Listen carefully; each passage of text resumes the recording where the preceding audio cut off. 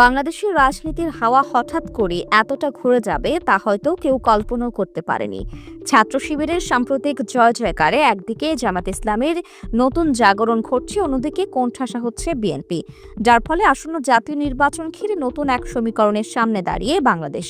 আগামী নির্বাচনে জামাত যে দারুণ ভালো ফলাফল করবে তা বুঝতে পেরে ইতিমধ্যেই বড় বড় ব্যবসায়ীরা জামাত আমিরের সাথে দেখা সাক্ষাৎ করছেন। অথচ মাস খানেক আগেও সবাই ধারণা করেছিল জাতীয় নির্বাচনে বিএনপির ভূমিধস বিজয় হবে, অর্থাৎ অন্তত 250টি আসন পাবে বিএনপি। কিন্তু সব হিসেব নিকেশ উলট পালট করে দিচ্ছে বিশ্ববিদ্যালয়গুলোর ছাত্র সংসদ নির্বাচন।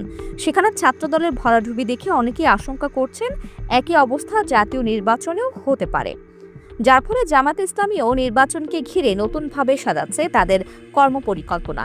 দেশের বেশিরভাগ আসনে জামাত যদি সৎ, দক্ষ, ক্লিন ইমেজের প্রার্থী নিশ্চিত করতে পারে, তাহলে আগামী ফেব্রুয়ারি নির্বাচনে অন্তত 100টা আসন পেতে পারে জামাত। অন্যদিকে তারা যদি এনসিপি সহ বাকি ইসলামী দলগুলোকে নিয়ে জোটবদ্ধ হয়ে নির্বাচন করে, সেক্ষেত্রে সম্মিলিতভাবে তাদের 170টির বেশি আসনে জয়লাভ করার সম্ভাবনা আছে।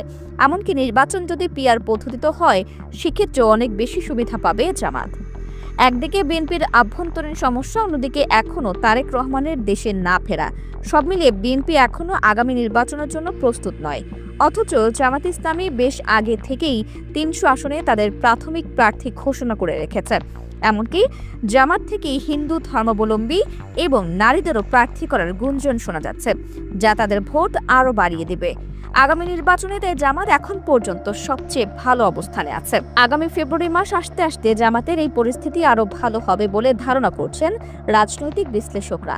বিএনপি একদিকে যেখানে এখনও তাদের প্রার্থী নির্বাচন করতে পারেনি, সেখানে জামাত এখনই তাদের প্রাথমিক প্রার্থীদের ভোটারদের দ্বারে দ্বারে পাঠাচ্ছে, অর্থাৎ নির্বাচনী ক্যাম্পেইনেও এগিয়ে থাকছে বাংলাদেশ জামাত ইসলামী। তাই আগামী নির্বাচনেই এককভাবে বড় চমক সৃষ্টি করতে পারে এই দলটি, কারণ সাধারণ মানুষদের কাছে জামাতের প্রার্থীদের ইমেজ তুলনামূলক ভালো, আর আগামী নির্বাচনে ভোটারগণ মার্কার থেকে প্রার্থীদের আচরণ দেখে বেশি ভোট দেবে। তাই এখনো যদি কেউ মনে করে আসন্ন নির্বাচনে বিএনপি হেসে খেলে জিতে যাবে, তবে তা হয়তো বাস্তবে রূপ নেবে না। বিএনপিকে কঠিন প্রতিদ্বন্দ্বিতায় ফেলে সরকার গঠন করে নতুন এক ইতিহাসও করতে পারে বাংলাদেশ।